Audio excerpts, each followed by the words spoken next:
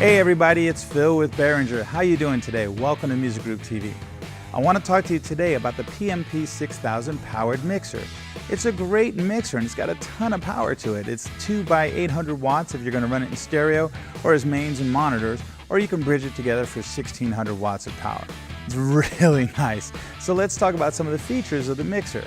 It's a 20-channel mixer, and let me break those down for you. The first 12 are Xenix mic preamps on XLR connectors. You can also connect them by 1/4 inch, and there's inserts for each one of those inputs as well.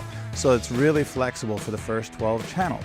Underneath that, you have your gain, you have a clip LED, you've got a 3-band EQ that's very musical with the sweepable mids.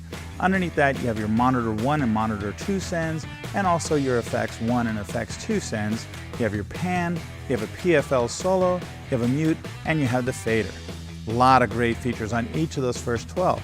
On the next 4 channels, which are actually 2 stereo pairs, you still have all the EQ and all those other features, but they're set up for more 1/4 inch inputs or stereo inputs. And then you have another 2 channels of stereo inputs that are great for like coming back from, say your keyboard player has a separate little mixer and he's just sending you a left and right and no EQ is necessary. You can plug those in and still be able to connect those and send to monitors and things of that nature. So these are the 20 ways to get into the console. Let's talk about what to do with them once you have the signals in the console and how to make them work for you.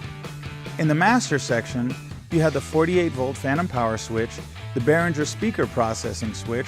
Underneath that, you have the 7-band graphic EQ.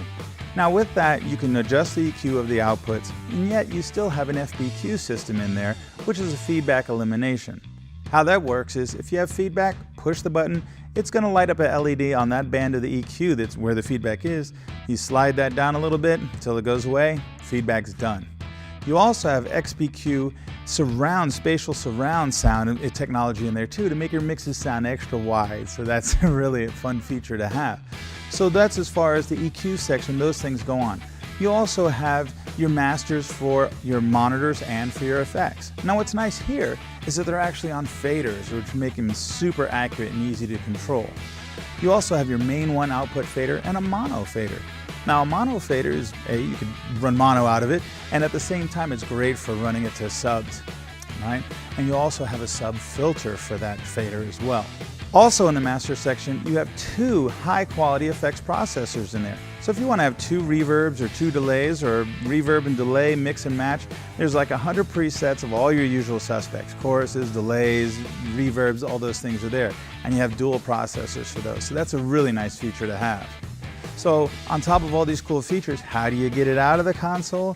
Well, you've got your main outs, a main 1 and a main 2 out. You have your headphone jack outputs. You have your effects sends. You have inserts on your power amp section. If you wanted to put something extra in the signal path to the power amps, you could do that. And like I said, you can run it as a stereo left and right mixer, or set up to have one side of the power amplifiers be the mains to the audience and the other half be the monitors for the stage, or you can bridge it and have 1600 watts full out.